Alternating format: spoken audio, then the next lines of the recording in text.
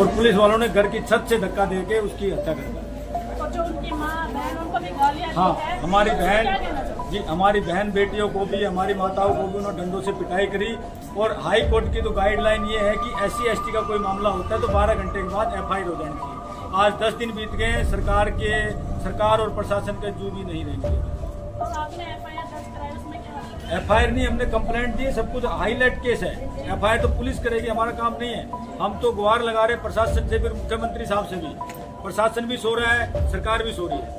मुख्यमंत्री साहब को हंसने के अलावा, कॉमेडी के अलावा कोई काम नहीं है। कांग्रेस को कोसते रहते हैं, हुड्डा साहब को कोसते रहते हैं, घोड़ी बक्की वापसी चलेगी, इसके अलावा कोई काम नहीं है। दूसरा बच्चा है, उसको भी बेरहमी से मारा वो भी गया है। हॉस्पिटल में है, वो जिंदगी और मौत के बीच में झूल रहा है बेचारा। तो हमारे को खुशियाँ मनाने का भी अधिकार नहीं है भारतीय जनता पार्टी में।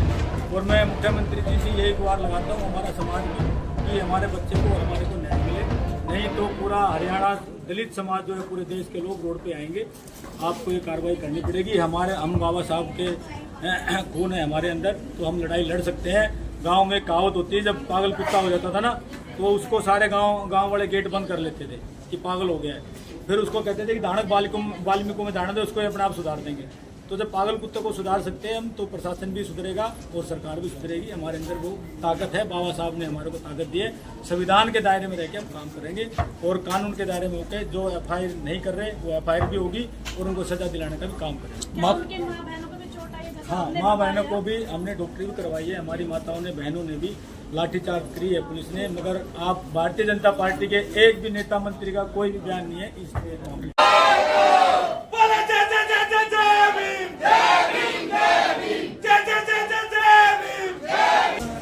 किस तरीके से आप पिछले दिन पहले हिसार में बारकोट एक जगह है, वहाँ पे एक परिवार है दलित समाज का, गणेश वाल्मीकि, और उनके घर पे जन्मदिन मनाया जा रहा था और पुलिस पार्टी पहुंची गाड़ी से, पुलिस की सरकारी गाड़ी से, कहा कि भाई डीजे बंद कर दीजिए।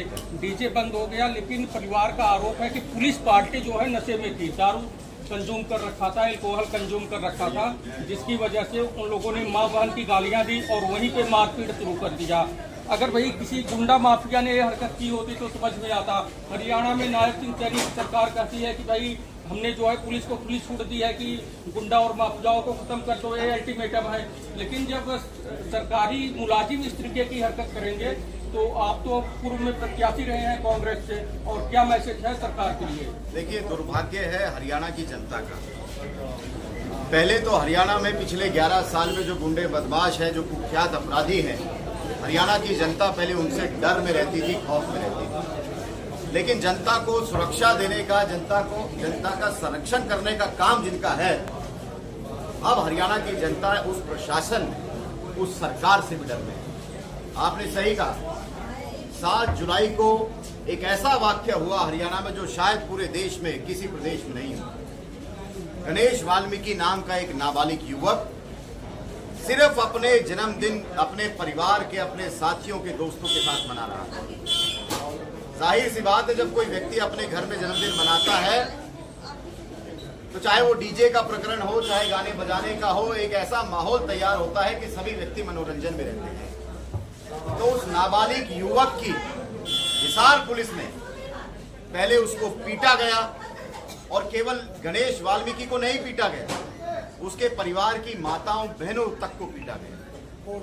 वाल्मीकि समाज के युवाओं को, बुजुर्गों को पीटा गया और फिर पीट करके उसको छत से नीचे फेंक दिया। एक उसका मित्र भी है गणेश वाल्मीकि का, जो सरकारी हॉस्पिटल में हिसार में जिंदगी और मौत से जूझ रहा है। मीडिया ने कवरेज किया तो दिखा जो है चैनलों पे, उसको पक्का प्लास्टर लगा है पैरों में, हाथ भी उसके टूट गए हैं। उसने बताया कि घर में घुस के माताओं बहनों को भी पीटा गया, जांच सूचक शब्द से पुलिस ने संबोधित किया, गालियां देके। तो ये हरियाणा सरकार में पुलिस का मतलब पुलिस है कि पुलिस गुंडा और माफिया? मैं धन्यवाद देना चाहता हूं आप सभी मीडिया साथियों का, क्योंकि पिछड़ों की आवाज को आप उठा रहे हैं, दलितों की आवाज को आप उठा रहे हैं, और ये मानसिकता इस सरकार की, प्रशासन की दर्शाता है। ये जो वाक्य हुआ है, इस वाक्य से साफ दर्शाया जाता है कि ये सरकार, इसके नेता, मंत्री से लेकर मुख्यमंत्री तक पिछड़ा विरोधी हैं, दलित विरोधी हैं। वो आज भी समाज को बांटना चाहते हैं। इस प्रकार के वाक्य का कांग्रेस पार्टी, SC समाज, SC विभाग के माध्यम से भाई अनिल धानक के नेतृत्व में आज ये प्रदर्शन कांग्रेस पार्टी ने किया है। कांग्रेस के सभी वरिष्ठ साथी हमारे साथ यहाँ पर उपस्थित हैं और हम इस वाक्य की घोर निंदा करते हैं, कड़ी निंदा करते हैं और मीडिया के माध्यम से आज हम एसडीएम को, डीसी को ज्ञापन देने के लिए यहाँ पर उपस्थित हुए हैं। और उस ज्ञापन में हम सबसे पहले तो मांग करते हैं हिसार पुलिस के जो अधिकारी हैं उनको तुरंत प्रभाव से सस्पेंड किया जाए। जिस परिवार के साथ ये हादसा हुआ है, गणेश भाई को, उसके परिवार को उचित मुआवजा दिया जाना चाहिए। आज उस परिवार के ऊपर पूरा प्रशासन मिलकर के ये दबाव बना रहे हैं कि आप इस केस को रफा दफा कर दीजिए। तो कांग्रेस पार्टी, एससी विभाग ये मांग करता है कि उस परिवार को उचित सुरक्षा दी जाए। उसके परिवार में किसी व्यक्ति को, क्योंकि गणेश एक नाबालिग युवक था, कमाने वाला कोई बच्चा नहीं है उस परिवार में, तो हम ये मांग करते हैं कि उस परिवार से किसी नौजवान को सरकारी नौकरी दी जाए, मुआवजा दिया जाए और उस परिवार को कड़ी से कड़ी सुरक्षा दी जाए ताकि प्रशासन के डर से वो लोग भाग सकें। क्या बीजेपी सरकार में खुशियां मनाने का शौक नहीं है? जैसे कि उन्होंने ऐसा हादसा किया है कि एक बच्चे की बेरहमी से मौत कर दी, उसके साथ साथ दूसरा बच्चा भी वो तो मौत के बराबर। देखिए, आज हरियाणा ऐसा कोई दिन नहीं है जिस दिन हरियाणा में इस प्रकार की घटनाएं ना हुए। कल की घटना आपने देखी, नूह में क्या हुआ एक बच्ची के साथ। उससे 2 दिन पहले फाजिलपुरिया नाम के एक सिंगर पर दिन दहाड़े गोलियां चला दी जाती है। तो आए दिन अपराध और क्राइम की सिटी ये गुरुग्राम बनता जा रहा है, समस्त हरियाणा बनता जा रहा है और कानून व्यवस्था बिल्कुल ध्वस्त हो चुकी है। जंगल राज की शुरुआत 2014 में भारतीय जनता पार्टी की सरकार से इस हरियाणा में हुई थी और हम जनता से भी ये निवेदन करना चाहते हैं कि अब अपनी आंखें खोलिए, इस सरकार का, प्रशासन का विरोध कीजिए और इस भारतीय जनता पार्टी की सरकार को उखाड़ करके देश से और प्रदेश से बाहर फेंकिए। आप एससी समाज के जिला अध्यक्ष हैं कांग्रेस पार्टी में। आज आपके नेतृत्व में एससी समाज ने और आपके वरिष्ठ सारे नेतागण जो है कांग्रेस पार्टी के आज आपका सहयोग करने पहुंचे हैं और एससी समाज की तमाम माताएं बहनें पहुंची हैं। जिस तरीके से गणेश वाल्मीकि की निर्मम हत्या की गई, क्या संदेश देंगे सरकार को? जिला अध्यक्ष का भी कुछ अल्टीमेटम है कि नहीं? एससी जिला अध्यक्ष का भारतीय जनता पार्टी दलित विरोधी पार्टी है। इन्होंने शुरू से ही दलितों के विरुद्ध काम किए हैं और हम भारतीय जनता पार्टी की और जितने भी सरकारी कर्मचारी हैं, जो पुलिस प्रशासन है, जो लापरवाही करी है, हमारे भाई की जो हत्या कर दी इन्होंने धक्का देके, हम उसकी बहुत घोर निंदा करते हैं। और मैं मुख्यमंत्री साहब से भी ये कहना चाहता हूं कि मुख्यमंत्री साहब अब तो जग जाओ, 1 साल हो गई है। हंसी मजाक से और कांग्रेस को कोसने से, हुड्डा साहब को कोसने से, राहुल गांधी जी को कोसने से कुछ नहीं होगा। आपने काम करने पड़ेंगे हरियाणा में। डीएससी समाज आपने अलग बांट दिया सारा। आपने कहा डीएससी समाज की वजह से हम भारतीय जनता पार्टी की सरकार बनी है। आपने जिस दिन ये कानून लागू किया उसी दिन से डीएससी समाज पे अत्याचार हो रहे हैं, चाहे वो धानक समाज हो, चाहे वाल्मीकि समाज हो। हमारी बहन बेटियां सुरक्षित नहीं है। हमारे को जन्मदिन या किसी भी पार्टी की तरह की खुशियां नहीं मनाई दी जा रही। हमारी खुशियां इनको सहन नहीं हो रही, भारतीय जनता पार्टी को और प्रशासन को। मुख्यमंत्री साहब को मैं यही कहना चाहता हूँ, मुख्यमंत्री साहब हमारे गणेश भाई वाल्मीकि जी को न्याय दो और जो हत्यारे हैं उन पे एफआईआर करवाओ। आज तक उस भाई के हमारे का दाह संस्कार नहीं कर पाए हैं हम।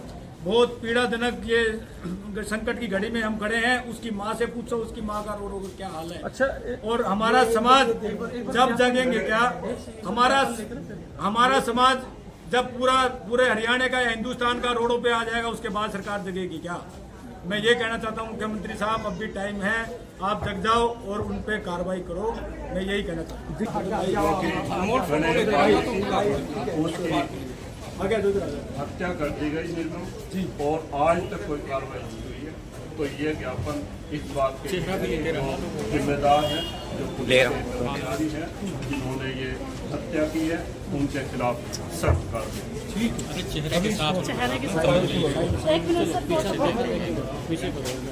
आप इसके इसी में तहसीलदार साहब दे दिया अभी भी लेते रहो ना, आप देखो ना भाई, हाथ आगे बढ़ाने करो हम दे देंगे ना। हाँ, फंसा रहे हैं बार बार, ऐसे लिया जाता है। क्या नाम है आपका भाई साहब? मैं सुरेंद्र भारद्वाज, नायब तहसीलदार गुरुग्राम। ठीक है। जिस तरीके से पुलिस पार्टी के द्वारा पुलिस पार्टी ने जो है किसी दलित के यहाँ जन्मदिन मनाया जा रहा था, पहुंचे कि डीजे बंद कर दो, डीजे बंद हो गया। परिवार का एलिगेशन है कि पुलिस पार्टी ने अल्कोहल कंज्यूम कर रखा था, घर में घुस के माँ बहनों की गाली दी, जात सूचक शब्द बोला, दलित बोल के मतलब संबोधित किया, गंदा गंदा वर्ड बोल के। यही सरकार ने तो बोला है कि हम सारे माफियाओं को अल्टीमेटम दिया है, हम छोड़ेंगे नहीं किसी को। लेकिन जब कोई जिम्मेवार व्यक्ति, शासन प्रशासन में बैठा व्यक्ति अगर इस तरीके की हरकत करने लगेगा और दलित समाज को जीने नहीं देगा, तो इस दलित समाज जो है देश का हिस्सा है कि नहीं, वोट बैंक का हिस्सा है कि नहीं, ठीक है, कैसे देखते हैं, न्याय होगा कि नहीं, और ऐसे पुलिस कर्मियों के खिलाफ कार्रवाई होगी कि नहीं, सख्त से सख्त सस्पेंड नहीं, निलंबित चाहिए ऐसे पुलिस वाले। बिल्कुल ये बड़ा जांच का विषय है और किसी भी समुदाय को, किसी भी अधिकारी कर्मचारी को कोई भी अमानवीय व्यवहार करने का कोई हक नहीं है। ये इसकी जांच होगी, जो दोषी होगा उसके खिलाफ सख्त कार्रवाई। नहीं, थाने से जो टीम ड्यूटी के लिए छुटती है सुबह शाम दोपहर में, तो ऐसे नहीं, ऐसे लोगों को थानेदार ब्रीफिंग नहीं करते हैं क्या? डायरेक्ट सिपाहियों को फील्ड में भेज देते हैं। जांच के बाद ही मालूम